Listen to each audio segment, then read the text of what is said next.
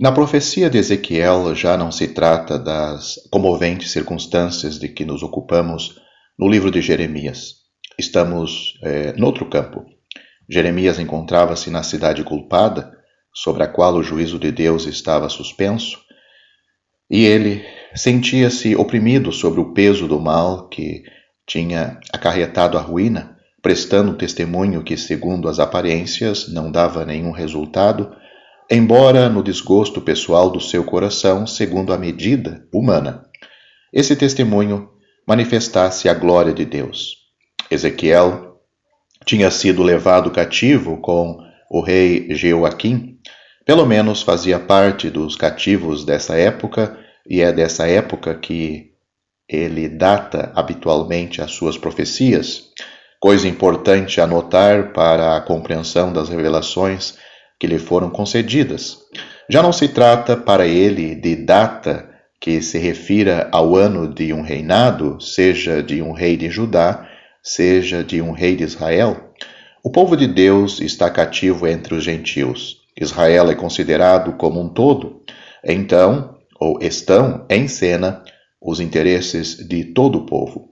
Ao mesmo tempo, a tomada de Jerusalém sobre Zedequias ainda não tinha tido lugar, circunstâncias que fornecia ao profeta a ocasião de revelar a iniquidade do rei, iniquidade que Zedequias tinha elevado ao cúmulo pela sua rebelião, porque Nabucodonosor tinha dado valor ao juramento feito em nome do Senhor, tinha contado com o respeito devido a esse nome, e Zedequias não o teve em conta. Assim, os 23 primeiros capítulos de Ezequiel contêm os testemunhos de Deus contra Israel em geral e contra Jerusalém em particular. Depois, as nações circunvizinhas são julgadas. Em seguida, a começar no capítulo 33 de Ezequiel, o profeta retoma o assunto de Israel, anunciando a sua restauração, assim como o seu julgamento.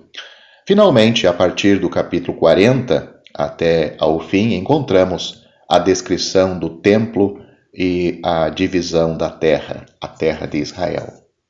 No capítulo 1 encontramos uma data que se refere ao ano da Páscoa de Josias, mas com que fim? Eu não saberia dizê-lo. Tem-se pensado que os 30 anos se referem ao jubileu, mas eu não ouso pronunciar-me sobre isso. Porém, outras circunstâncias mencionadas aqui são muito importantes. O trono de Deus não é visto em Jerusalém, mas sim independentemente desta cidade e fora dela. E o trono soberano e universal é o trono, neste caso, seria fora de Jerusalém, e independente dela, nós vemos que o trono de Deus é o trono soberano e universal de Deus. Deus julga a cidade mesmo de cima desse trono. A profecia começa pela descrição desse trono. Descobrimos os atributos de Deus como suportes desse trono, sobre a semelhança das 4 categorias dos seres criados sobre a terra, estando os 4 reunidos num, pelo menos os 4 chefes dessas categorias. São pouco ou mais ou menos os sinais empregados pelos pagãos, inventores da idolatria, para figurarem os seus deuses. A idolatria formal começou por uma personificação figurada dos atributos de Deus. Esses atributos tornaram-se os deuses deles. Os demônios, puxando os homens à adoração desses deuses e governando-os por esse meio, de modo que eram esses demônios que os homens adoravam. E esse culto, em breve, degenerou, ao ponto de se encontrarem deuses por toda a parte onde havia algo a desejar ou a temer, ou que respondia às cobiças que inspiravam esses desejos ou faziam sentir esses temores, sentimentos que o inimigo cultivava para se apropriar do culto que só a Deus é devido. Ora, esses atributos pertencentes ao único Deus, Criador e chefe de... esses atributos pertencem ao único Deus criador e chefe de toda a criatura. Mas na visão do profeta, como no fato, eles não são, seja qual for o seu poder ou a sua glória no seu exercício, senão os sustentáculos do trono sobre o qual o único Deus verdadeiro se assenta. É a poderosa energia de Deus que se manifesta, sejam quais forem os instrumentos empregados. A inteligência, a força, a estabilidade e a rapidez em julgamento. O movimento de todo o curso dos acontecimentos terrestres dependiam do trono. Esta energia viva animava o todo. Punha em movimento os querubins, sustentáculos do trono, também eles cheios de olhos. As rodas do governo de Deus seguiam sempre em frente, movidas pelo mesmo Espírito. Tudo dependia da vontade e do propósito daquele que, assentado no trono, julgava com justiça. A majestade, o governo e a providência uniam-se para formarem o trono da sua glória. Mas todos os instrumentos da sua glória, da glória de Deus, estavam acima do firmamento, e aquele que era glorificado estava por cima. Mas os pagãos ignoravam este fato. Esse trono do Senhor Deus, supremo e soberano sobre todas as coisas, é vista na Caldeia, lá onde se encontrava o profeta entre os gentios, mas já não é visto em relação com a terra de Jerusalém. E também não temos nenhuma lei incorporada, por assim dizer, no trono, segundo a qual um governo é exercido sem intermediários. Por conseguinte, a voz de Deus dirige-se a Ezequiel como a um filho do homem, título que convinha ao testemunho de um Deus que falava fora do seu povo, como já não estando no meio dele, e que, pelo contrário, o julgava do alto do seu trono soberano. É o título do próprio Cristo, considerado como rejeitado e fora de Israel, embora não cesse de pensar na bênção do povo em graça. Põe o profeta em relação com a posição do próprio Cristo. Jesus, assim rejeitado, já não queria ser chamado pelos seus discípulos o Cristo, note Lucas capítulo 9, porque o Filho do Homem devia sofrer. A mesma coisa tem lugar no caso de Ezequiel. Quanto às suas relações proféticas, no seu testemunho e no seu exemplo. Deus é rejeitado e o seu profeta toma este lugar com o trono para julgar a nação inteira, e Jerusalém em particular, anunciando, ao mesmo tempo, o restabelecimento deles em graça. É enviado, da parte do eterno Deus, a um povo rebelde, para lhe dizer: o Senhor falou. Quer eles ouvissem, quer deixassem de ouvir, o julgamento faria saber que um profeta tinha estado lá.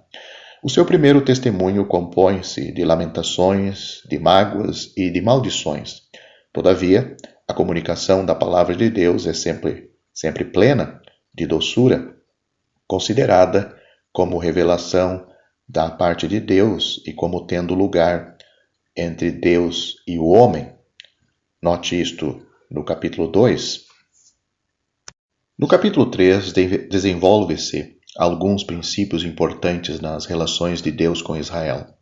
Mas temos de notar ainda um traço que caracteriza o livro de Ezequiel, comparando-o com Jeremias.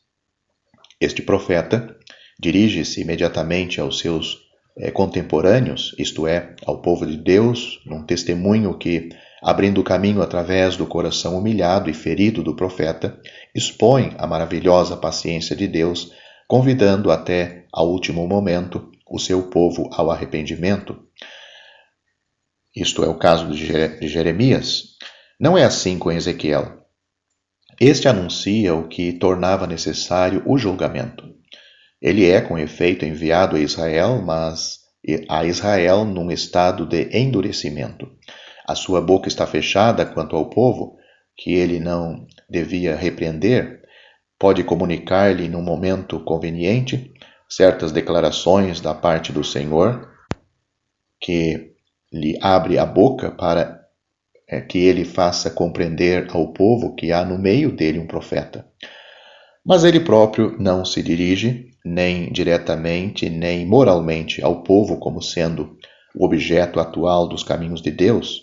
O Senhor revela-lhe as iniquidades que o tinham obrigado a rejeitar o seu povo e a não mais agir em seu favor como um povo por si reconhecido por Deus, reconhecido segundo os princípios do governo que Deus mesmo tinha estabelecido. Esta profecia encerra uma exposição divina de comportamento de Israel por ocasião do rompimento das relações de Deus com seu povo, e ao mesmo tempo é a revelação de certos novos princípios de comportamento. Falo desta parte da profecia que se refere a Israel, porque se encontram ali também diversos julgamentos sobre os gentios, assim como uma descrição do estado do país e do templo nos tempos vindouros, estado que o profeta devia comunicar a Israel se este se arrependesse.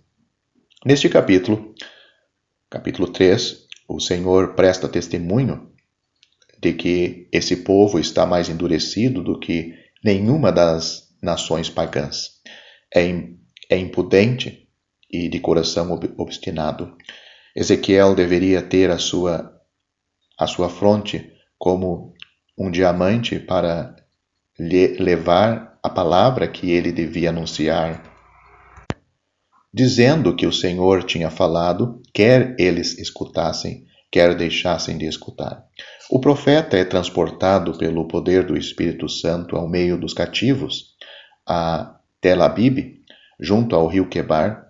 Embora a casa de Israel fosse obstinada, Deus distinguia ainda um remanescente, e eis como. O profeta devia advertir os indivíduos, e para isso era ele estabelecido. Se a sua palavra fosse recebida, aquele que o escutasse seria poupado. Ezequiel seria responsável pelo cumprimento desta função, mas cada qual sofreria as consequências do seu comportamento após ter ouvido a palavra. O povo não era, pois, julgado como um todo, sendo o seu estado considerado como um conjunto que dependia do comportamento público da nação ou do rei. Israel era rebelde, mas aquele que escutasse a palavra do Senhor viveria. Deus agia segundo a sua paciente graça. O profeta ainda só vê a glória do eterno Deus, e o Espírito Santo anuncia-lhe que ele não sairia para entrar no meio do povo e que seria amarrado em sua casa, que Deus faria com que a sua língua se pegasse ao seu paladar e ficaria mudo, porque se tratava de um povo obstinado, e como povo a advertência não lhe seria dado, salvo se Deus abrisse a boca do profeta, que então deveria falar ao povo de alto a baixo, anunciando a palavra do Senhor. E aquele que escutasse, escutava, e o que não escutasse, não escutava. O eterno Deus não pleitearia mais em afeição, como tinha feito até ali. No capítulo 4, vemos que, além do julgamento geral que Deus pronunciava sobre o estado de Israel, Jerusalém, sobre a qual pesava toda a iniquidade do povo, iniquidade que agora chegava ao cúmulo, apresentava-se aos olhos de Deus que ela tinha desprezado. O profeta, cercando-a em sentido figurado, teve de assinalar os anos de iniquidade que acarretavam esse julgamento. Para Israel em geral, 390 anos. Para Judá, 40 anos. É certo que essas datas não se referem à duração do reino de Israel separado de Judá e depois à duração de Judá, porque o reino de Israel durou apenas 254 anos, pouco mais ou menos, e de Judá, depois da queda de Samaria, cerca de 134 anos. Parece que o período indicado é calculado a data da separação das 10 tribos sobre Jeroboão, contando os anos de Israel, porque Israel, desde este momento, teve uma existência à parte, enquanto que Judá era tudo durante o reinado de Salomão, que durou 40 anos. Após o seu reinado, Judá seria compreendido no nome geral de Israel, segundo o hábito de Ezequiel, embora distinga os dois reinos em certas ocasiões por causa da posição de Zedequias e dos caminhos de Deus nos tempos vindouros. A razão do emprego desse nome de Israel para todos é bem evidente, a saber que o cativeiro tinha colocado toda a nação sob o julgamento comum e no mesmo estado, sendo Israel o nome do povo no seu conjunto. Agora Israel era posto de lado e era estabelecido um reino gentil. Judá é algumas vezes distinguido de Israel porque havia ainda um remanescente em Jerusalém, remanescente ligado mais severamente ainda do que a massa do povo, é verdade, mas que, não obstante, existia. E nos últimos dias haverá circunstâncias distintas na sua história. Dar-se a mesma coisa no Novo Testamento. As 12 tribos são confundidas na linguagem dos apóstolos. No entanto, os judeus, isto é, os de Judá, são frequentemente distinguidos historicamente. No fundo, Ezequiel profetizava nas mesmas circunstâncias. Daí, em parte, como vimos, o seu título de filho do homem, dando também a Daniel, assim como o de homem muito amado. O homem de poder era Nabucodonosor, mas aquele que, pelo Espírito, representava a raça perante Deus era um Ezequiel, assim como o homem de desejos era um Daniel, um homem amado de Deus. Ainda acerca das datas, é certo que os 390 anos fazem, pouco mais ou menos, a duração de Israel depois da morte de Salomão até a destruição do templo. Alguns têm querido fazer contar os 40 anos de Judá, depois da Páscoa de Josias até a mesma época, supondo que a destruição do templo por Nabucodonosor tinha tido lugar 4 ou 5 anos após o cativeiro de Zedequias. Mas não foi. Foi no mesmo ano, cerca de um mês mais tarde. Note 2 Reis e leia 2 Reis, capítulo 24, versículo 12. Joaquim é levado cativo no 8º ano de Nabucodonosor. Zedequias reinou 11 anos. Leia Jeremias capítulo 52, versículos 1 a 8. No 19º ano de Nabucodonosor, Nebuzaradã queimou a casa do Senhor Deus. Veja o versículo 13. E lendo depois o versículo 6, se vê bem que isso aconteceu um mês depois de Zedequias ter sido preso, mas no mesmo ano. Tomando os 40 anos de Judá para o reinado de Salomão, isso quereria dizer que Israel não tinha feito senão pecar desde o estabelecimento do reino, pois não é senão com Salomão que houve um estabelecimento pacífico da realeza. Davi fundou o reino, mas a responsabilidade da sua família começou com Salomão. Note e leia 2 Samuel capítulo 7. Seguindo a revelação dada a Ezequias, ou melhor dizendo, seguindo a revelação dada a Ezequiel, o profeta, Jerusalém é tomada e a sua população é quase toda destruída. O remanescente se vê disperso e perseguido pela espada. Só uma parte desse remanescente é que é poupada, e desta parte ainda haverá alguns que seriam lançados no fogo, fogo que estenderia a toda a casa de Israel. Noutros termos, o julgamento que se abateria sobre o remanescente que não tivesse perecido na cidade definiria a posição de toda a casa de Israel. ia definir a posição de toda a casa de Israel. É assim que o profeta é levado constantemente a falar de todo Israel, porque enquanto houvesse um remanescente em Jerusalém, a nação tinha um lugar na terra. Mas quando a iníqua rebelião de Zedequias trouxe a destruição de Jerusalém, deixou de o ter. Esse julgamento de Jerusalém tem elementos bem importantes para a compreensão de toda esta parte da história do povo e dos caminhos de Deus. Esta é Jerusalém, diz o Senhor Deus. Pula no meio das nações e terras que estão ao redor dela. Note o capítulo 5 de Ezequiel, versículo 5. Ora, em vez de ser um testemunho no meio dessas nações, de modo que a casa do Senhor tivesse ao menos podido atraí-las, colocando-as sobre a responsabilidade de ali subirem, ela tinha estado longe de prestar um verdadeiro testemunho ao Deus que ali habitaria. Bem pior, os seus habitantes tinham ultrapassado em maldade as nações idólatras. Por isso mesmo Deus executaria julgamento no meio dela, à vista das nações, como justa retribuição dos seus pecados. Jerusalém também seria transformada em deserto e em opróbrio dentre as nações que estavam em volta dela.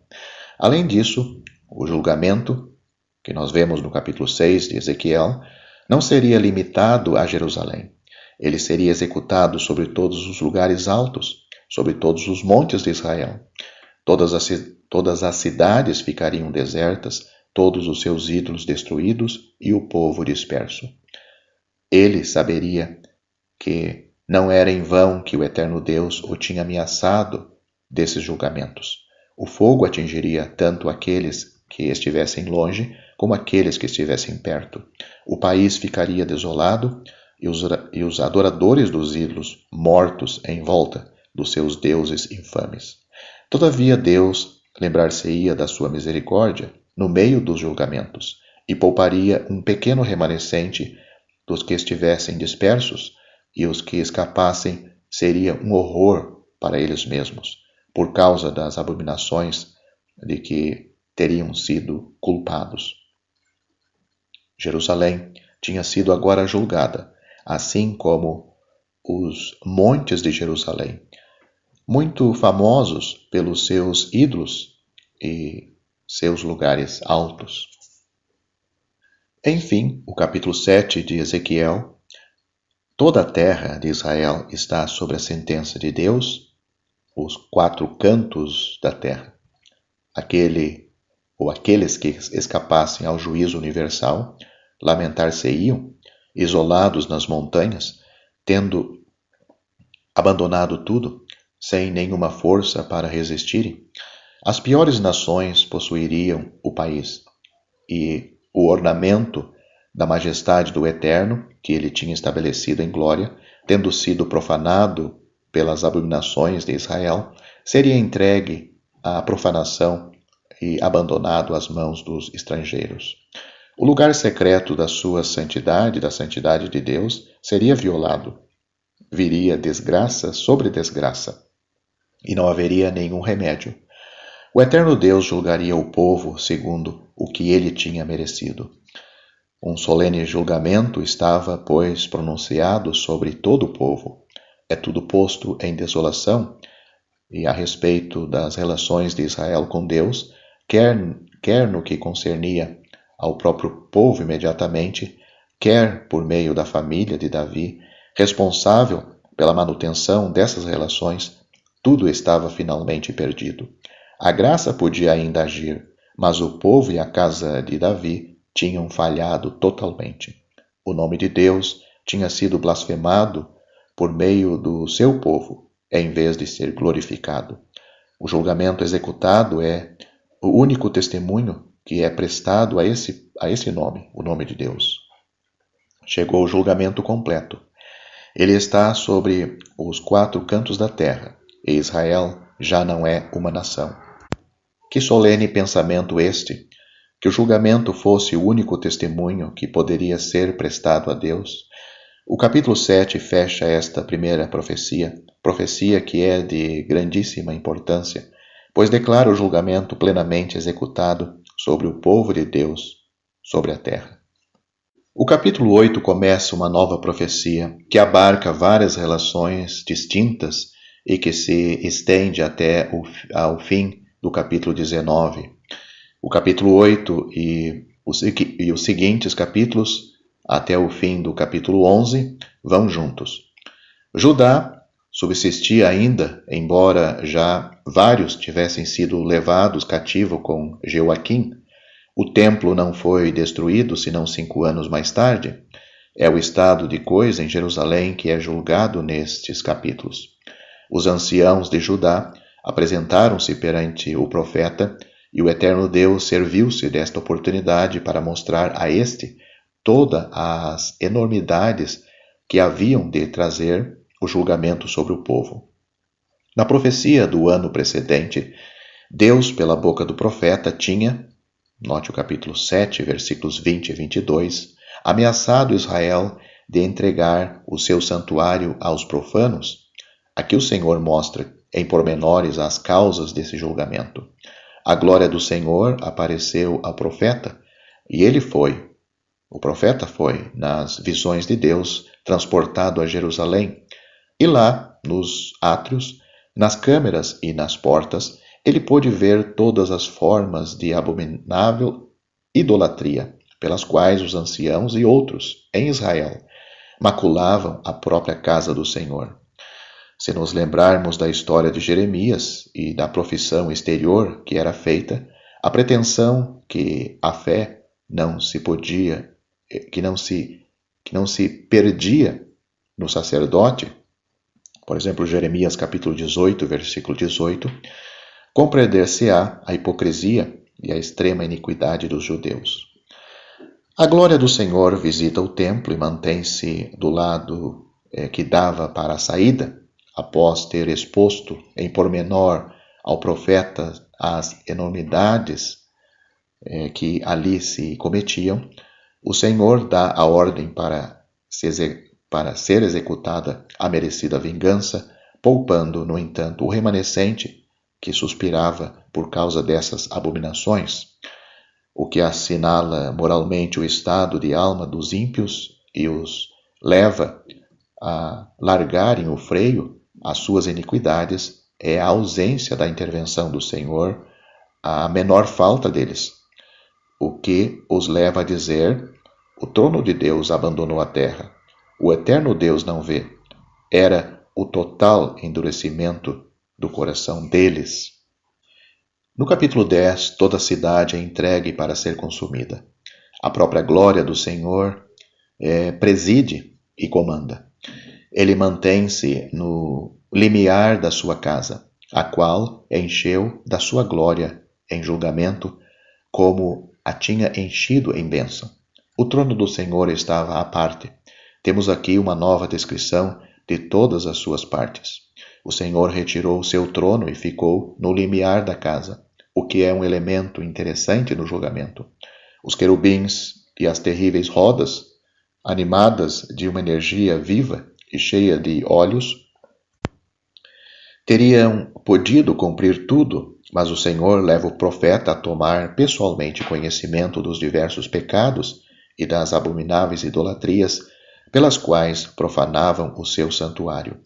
O seu governo providencial operava sem dúvida em poder para executar o seu julgamento, mas era o Senhor da casa maculada que estava pessoalmente sobre o seu limiar para dirigir o julgamento da cidade e para mandar pôr ele mesmo sobre os fiéis uma marca que os colocaria ao abrigo do julgamento do julgamento que ia abater-se.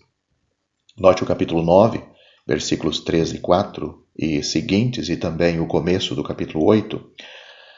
Essa intervenção pessoal do Senhor é plena de interesse porque, ao mesmo tempo que mostra o mal que ele tão bem conhecia, marca e preserva aqueles que gemiam e dirige o juízo.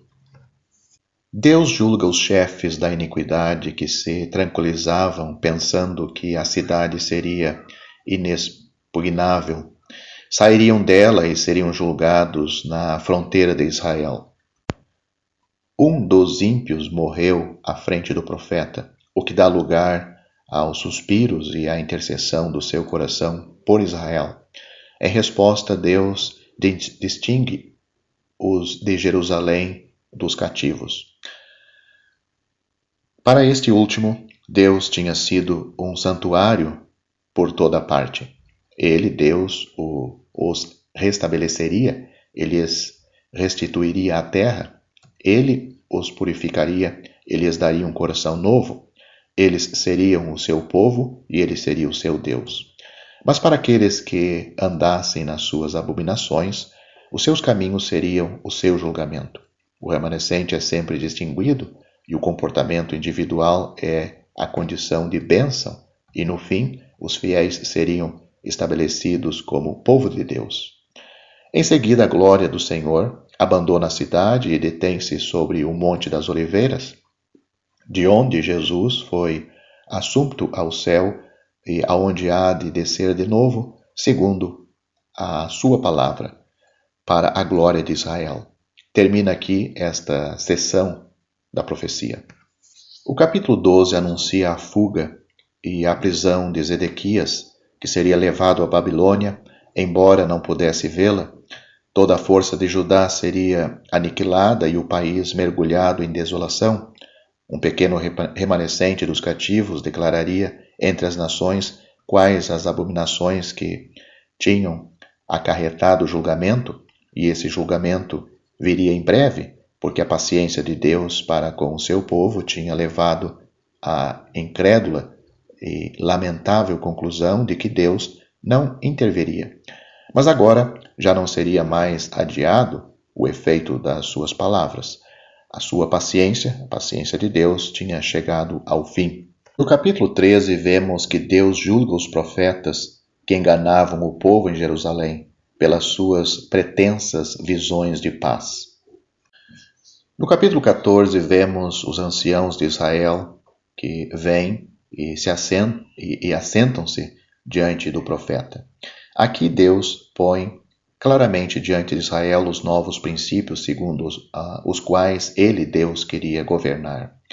Esses anciãos tinham perante si as suas abominações, o próprio Deus os julgaria segundo as suas perversidades. Como nação, eles eram todos o mesmo. O eterno Deus apenas poderia dizer-lhes: arrependei-vos. Os falsos profetas e o povo seriam punidos juntamente. Além disso, se os mais excelentes da terra se encontravam num país que o eterno Deus havia de julgar, a presença dessas pessoas não impediria a execução do julgamento.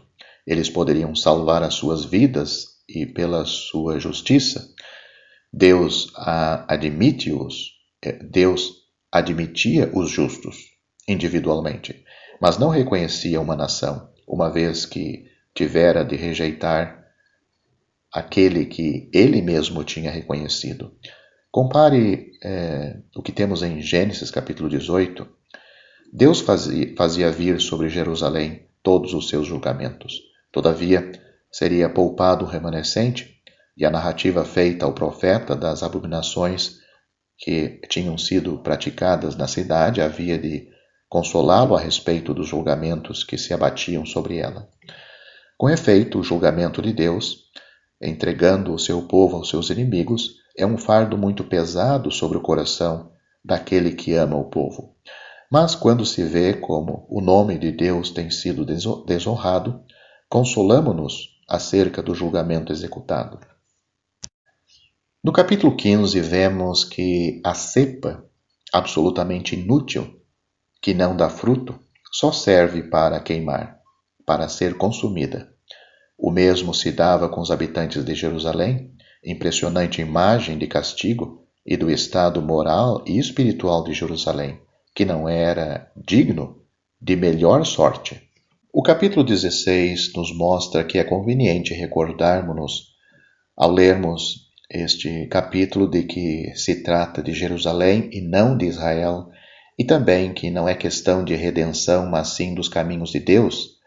Ele tem feito reviver, tem limpado, tem purificado, tem ungido e embelezado tudo que estava na maior miséria, sem nenhuma beleza, mas Jerusalém empregou tudo o que o Senhor lhe dera para oferecer, primeiramente aos ídolos, e depois para comprar o favor e o socorro do Egito e dos egípcios e dos assírios, sem nenhuma ideia de independência nem de possibilidade de subsistir, tendo por único apoio o Senhor, o eterno Deus.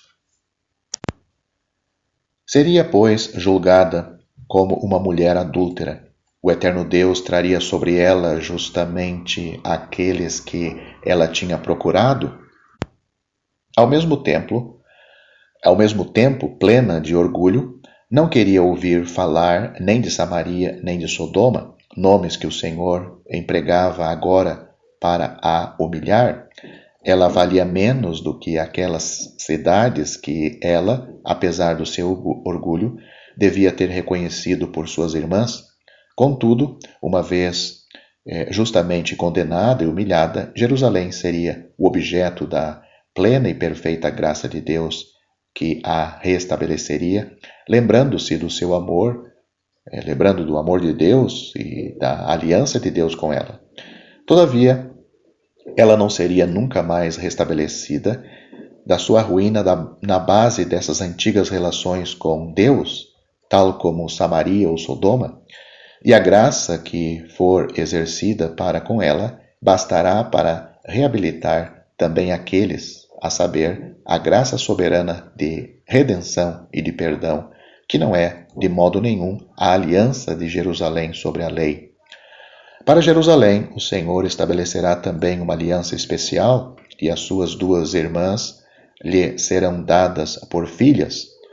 Ao pensamento de toda a graça de Deus, que lhe terá perdoado, a sua boca ficará fechada. O versículo 55 fala de algo de absoluto e de perpétuo, mas a promessa no versículo 60 é uma base inteiramente nova. Samaria, Sodoma, Jerusalém vão juntas no julgamento, mas a graça soberana tem os seus próprios caminhos e o seu próprio tempo, e assim todas as três podiam ser e seriam restabelecidas. Mas o eterno Deus estabeleceria a sua aliança com Jerusalém. A livre e incondicional aliança da promessa seria cumprida. Note neste capítulo 16, o versículo 8. O capítulo 17 apresenta-nos o julgamento trazido pelo Espírito de Deus sobre Zedequias, por ter desprezado o juramento que Nabucodonosor lhe tinha feito prestar em nome do eterno Deus. Israel não tendo podido manter-se íntegro perante Deus, o Senhor confiou o império do mundo ao chefe dos gentios que ele tinha suscitado. Tal era o propósito de Deus determinado. Mas Deus, tinha disposto o coração de Nabucodonosor a respeito do nome do Senhor. Judá teria podido continuar a ser o centro da bênção religiosa e a lâmpada de Davi teria podido continuar a brilhar lá, embora a realeza da sua família tivesse sido sujeita ao chefe dos gentios, esperando o resultado dos julgamentos e dos caminhos de Deus. Agora a aliança era feita entre Nabucodonosor e Zedequias naquela base, e o nome do Senhor introduzido como confirmação. E não foi o gentio que faltou a ela. Zedequias juntou a todos os seus outros pecados o de tornar impossível a existência de um povo e de uma realeza que pertencesse a Deus. O nome do Senhor foi desprezado por ele e colocado aos pés mais do que pelo gentio. Zedequias intriga com o Egito para se subtrair ao domínio de Nabucodonosor, que o próprio Deus tinha estabelecido como chefe em julgamento. Isto elevou ao cúmulo a iniquidade de Israel e atraiu o julgamento final, mas também deixou lugar a soberania de Deus que abateria a grande árvore e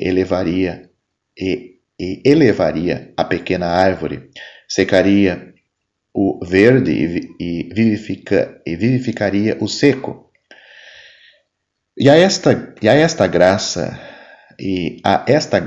que tomaria o pequeno ramo nascido da família de Davi e o elevaria em Israel sobre o monte do seu poder, o monte do poder de Deus, e o faria tornar-se um grande cedro, dando fruto e abrigando tudo o que procurasse a proteção da sua sombra. Todos os poderosos da terra reconheceriam que a palavra reconheceriam a palavra e os atos do eterno Deus nestes feitos que Deus faria. O capítulo 18 contém um princípio importante dos caminhos de Deus que é posto em evidência nesta época. Deus julgaria o indivíduo segundo o seu próprio proceder. A nação ímpia, como tal, era julgada. Já não era pela iniquidade dos pais que ela era julgada, mas sim pelas suas próprias iniquidades, pelos seus próprios atos. A respeito da terra de Israel, o princípio de governo, posto no capítulo 34, versículo 7 de Êxodo, era agora revogado e as almas, pertencendo individualmente ao Senhor, deviam sofrer individualmente o julgamento do seu próprio pecado. Assim Deus perdoaria ao pecador que se arrependesse, porque ele, Deus, não tem prazer na morte do pecador. Trata-se ainda do governo de Deus sobre a terra, cada qual seria julgado individualmente segundo os seus caminhos. Entre parênteses, podemos dizer que é importante observar que se trata aqui de julgamento temporal indo até a morte física. O profeta responde à alegação de Israel que ele sofria por causa dos pecados de seus pais, segundo o princípio posto no livro de Êxodo. Ele declara que Deus não atuará segundo esse princípio para com Israel, que a alma ou a vida de cada um pertence a Deus, que ele agirá em julgamento com cada qual de harmonia com os seus próprios pecados, não sendo o filho a pagar pelos pecados do pai. Em seguida, assenta os princípios segundo os que Deus atuará, segundo os quais Deus atuará em misericórdia e em julgamento, mas os julgamentos são julgamentos temporais, e a morte é a morte física neste mundo. Se o ímpio se desviasse dos pecados que tivesse cometido, se arrependesse e não pecasse mais, viveria e não morreria. Mas seria cortado por causa dos pecados de que se tivesse arrependido. Melhor dizendo, ele não seria cortado. Essa pessoa que se arrependesse não seria cortado por causa dos pecados que tivesse arrependido. Quanto ao malfeitor não arrependido, certamente morreria, este sim. O seu santo cairia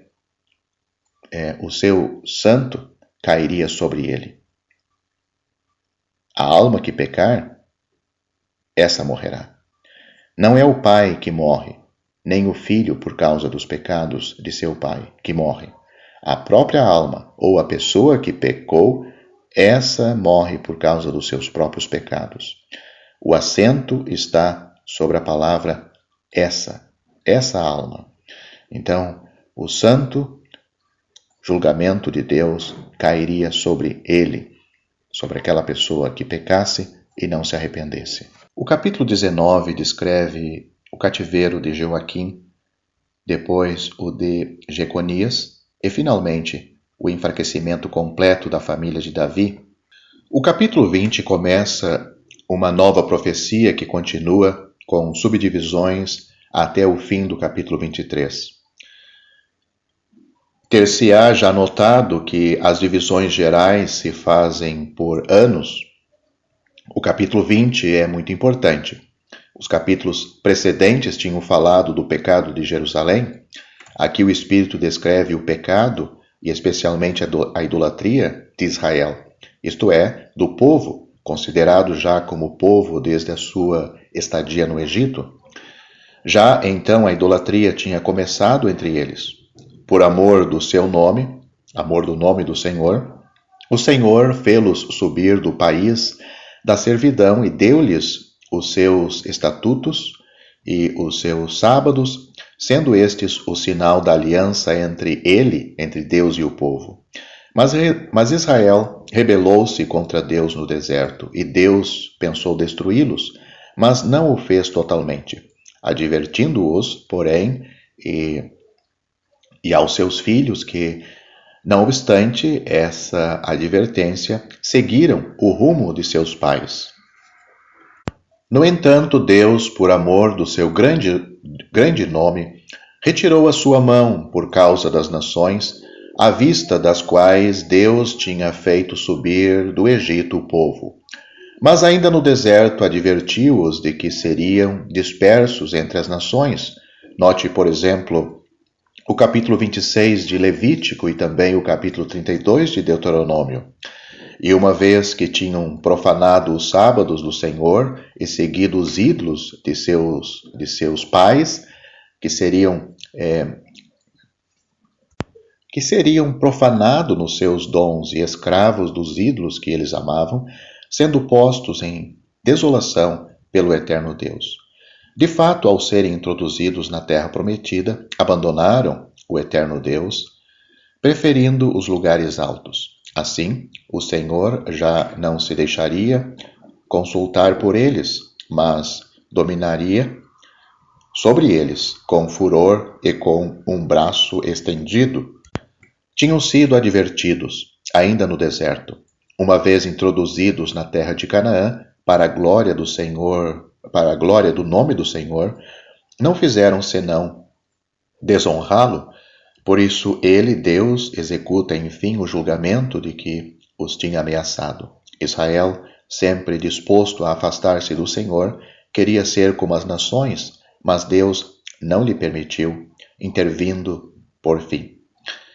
Diz-nos o profeta que Deus manteria o povo separado, apesar da sua rebeldia, que o faria sair do meio das nações e o conduziria ao deserto, como quando subiu do Egito. Suprimiria os rebeldes, mas pouparia o remanescente. E só este estaria na terra prometida, porque é ali que o Senhor há de ser adorado pelo seu povo, quando tiver congregado de todos os pontos da terra, para onde tinha sido disperso, e se tiver santificado a si mesmo em Israel, Deus mesmo santificando-se em Israel no meio das nações. Israel saberia que ele é o Senhor quando tiver cumprido todas estas coisas, segundo as suas promessas. O povo teria horror de si mesmo e compreenderia que o Senhor tinha agido para a glória do seu nome e não segundo os corrompidos caminhos do povo.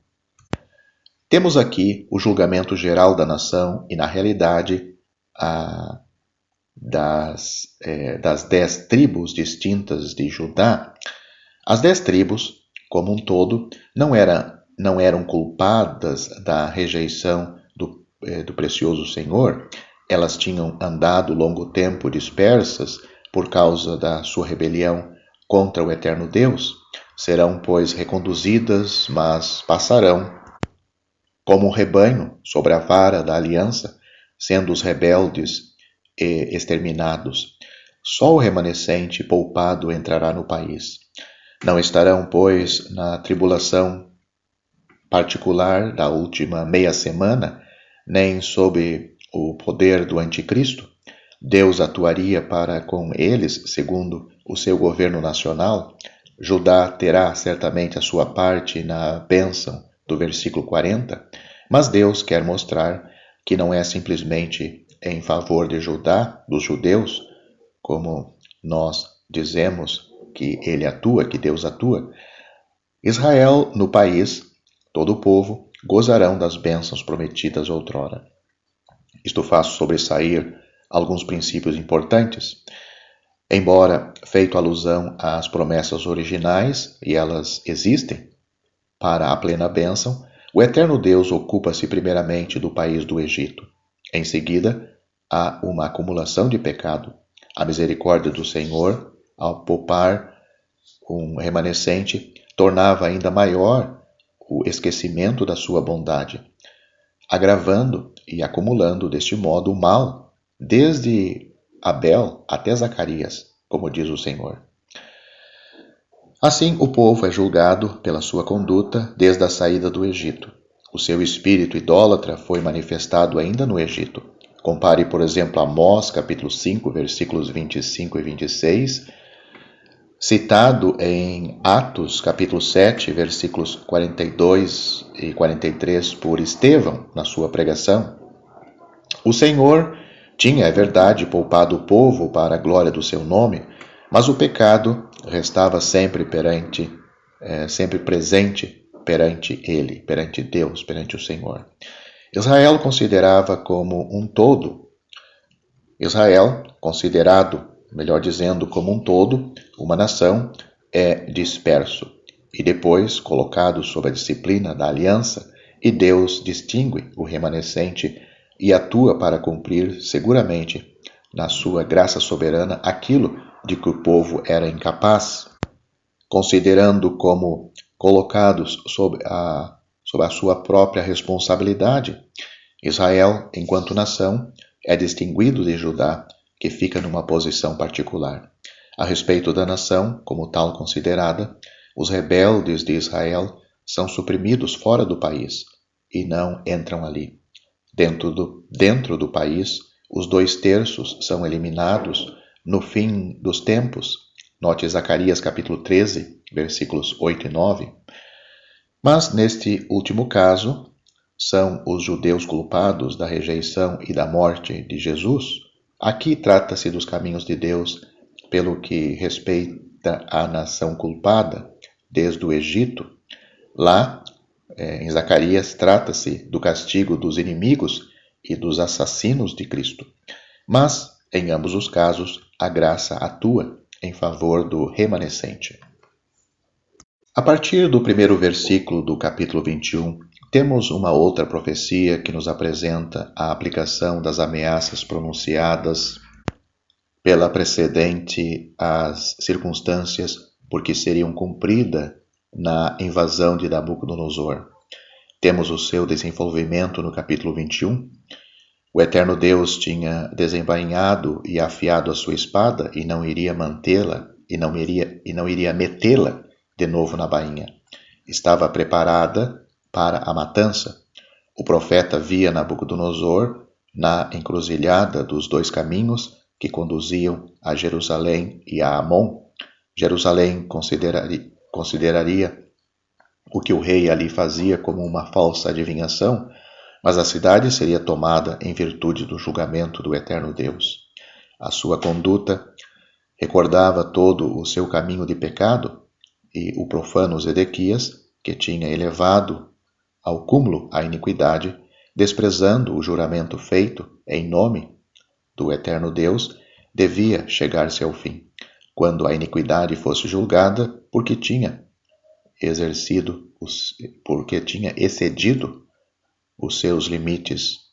Aliás, tratava-se agora de um julgamento definitivo e não de um castigo que permitiria esperar que a espada desembainhada voltasse a ser introduzida na bainha, como quando, por amor do seu nome, o nome do Senhor, como sabemos, tantas vezes o povo tinha sido poupado.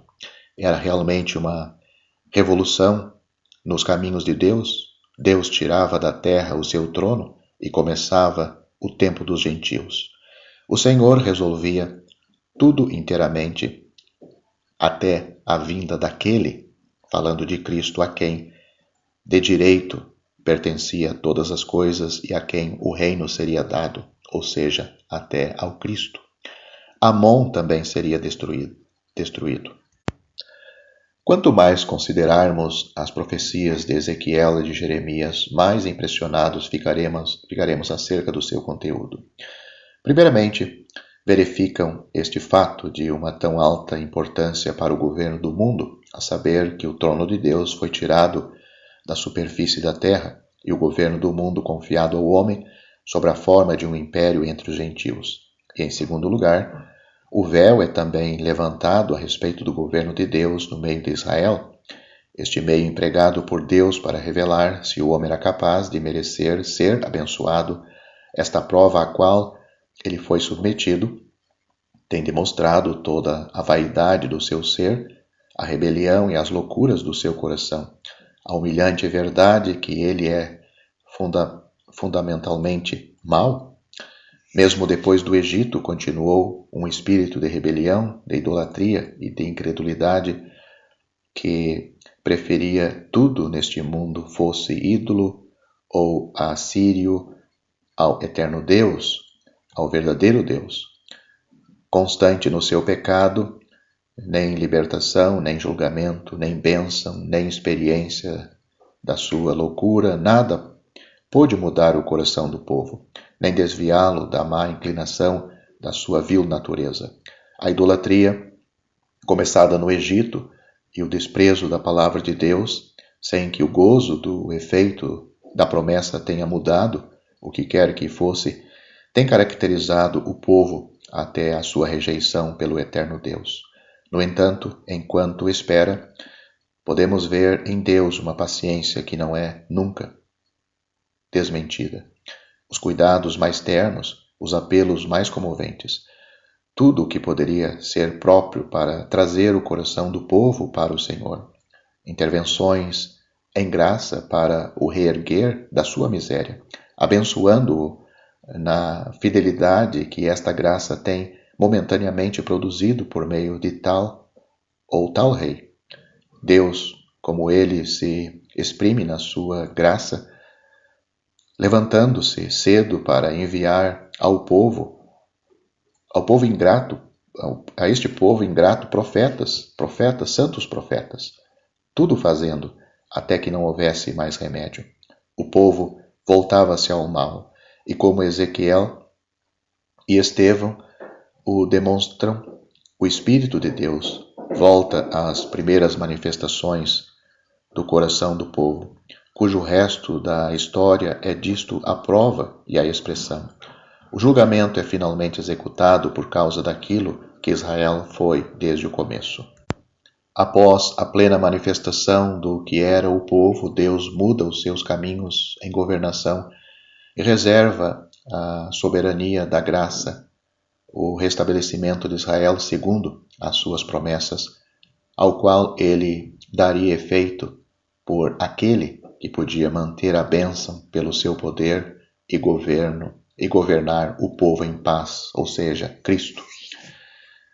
Não é falho de interesse recordar que essa graça soberana, que ao fim e ao cabo abençoa Israel, quando a natureza humana responsável tem sido plenamente posta à prova, é, quanto aos caminhos de Deus, o ponto de partida do nosso caminho e de tudo o que nos pertence. Embora ali cheguemos, quando o coração é reto, por uma convicção definida dos nossos pecados e do nosso estado de pecado. Daí a necessidade de uma nova natureza e do amor de Deus no dom do seu Filho, que abre a porta a todas as nossas bênçãos. A cruz estabelece, tanto para Israel como para nós, a justiça pela qual a graça reina. O capítulo 22 recapitula o pecado de Jerusalém nos seus falsos profetas, dos seus sacerdotes, dos seus príncipes. O olho de Deus procurou alguém de entre eles que estivesse na brecha, mas a ninguém encontrou. A sua indignação os consumiria. A indignação de Deus os consumiria. Que força as profecias dão a essas palavras do Senhor? Quantas vezes quis eu ajuntar os teus filhos, como a galinha ajunta os seus pintinhos sob as suas asas, mas vós não quisestes. O eterno Deus justifica-se no julgamento que exerce sobre Jerusalém pela iniquidade e infidelidade em que ela andou. É isto que é o tema do capítulo 23. A sua prostituição com os gentios tem trazido à memória o que ela era no princípio. A mesma maneira de viver revelou a mesma natureza. Acabou como tinha começado, como vimos, porque no fundo ela era assim. Sofreria, pois, a sorte de Samaria. Esta é chamada a minha tenda e o meu tabernáculo, e Jerusalém, o meu tabernáculo nela. No capítulo 24, vemos que o julgamento é definitivo e é pronunciado contra Jerusalém, que cometia o pecado, sem mesmo se envergonhar. A mulher do profeta morreu no dia em que Nabucodonosor pôs o cerco à cidade, e Ezequiel, embora ele fosse o objeto mais querido, e Ezequiel, embora ela fosse o objeto mais querido ao seu coração, não devia lamentar-se. Sob a figura da morte de uma mulher, ele é ensinado a refrear o seu coração diante do julgamento do Eterno. Uma vez executado o julgamento, a boca do profeta seria aberta e a palavra de Deus francamente dirigida ao remanescente, de maneira que o Senhor se lhes tornasse conhecido. Jerusalém seria como uma panela colocada sobre o fogo para fundir tudo o que nela se encontrasse, para tudo queimar, para tudo consumir. Deus tinha-a purificado, mas ela voltara a macular-se. Por isso agora a sua ira ia abater-se sobre ela. O capítulo 25 tem um caráter especial. As nações circunvizinhas e as que estavam no próprio território de Israel regozijavam-se de todo o seu coração da destruição de Jerusalém e do santuário. É por isso que Deus executaria julgamento também sobre elas. Amon, Moabe, Edom e os filisteus são os objetos dessa profecia. Podemos ver o testemunho de Deus contra Edom ainda mais desenvolvido em Obadias, no profeta Obadias. Essas nações aprenderiam também pelo julgamento que havia de se abater sobre elas que só o eterno Deus é o Senhor, ainda que Jerusalém não tivesse sido uma fiel testemunha. Os capítulos 24 e 25 de Ezequiel vão juntos. O capítulo 25, se tiver a mesma data, antecipa os acontecimentos que têm dado lugar à manifestação de ódio, que é a ocasião do julgamento pronunciado. Mas esse espírito manifestou-se nessas tribos ou nações logo desde o começo das desolações de Judá e de Jerusalém. A introdução aqui dessas nações compreende-se facilmente porque elas haviam de partilhar da sorte de Jerusalém. Haviam de ser compreendidas nesse julgamento, porque estavam situadas no próprio território de Israel. Um outro elemento notável que também se encontra noutras profecias sobre Edom e dá um maior alcance a esta é a evidência de que a vingança finalmente executada sobre Edom seria levado a cabo pela própria mão de Israel. Compare, por exemplo, Obadias, versículo 17, 18 e o versículo 14 deste capítulo.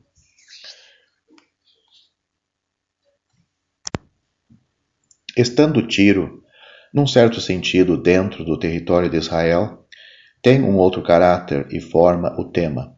Note os capítulos 26, 27 e 28 de Ezequiel.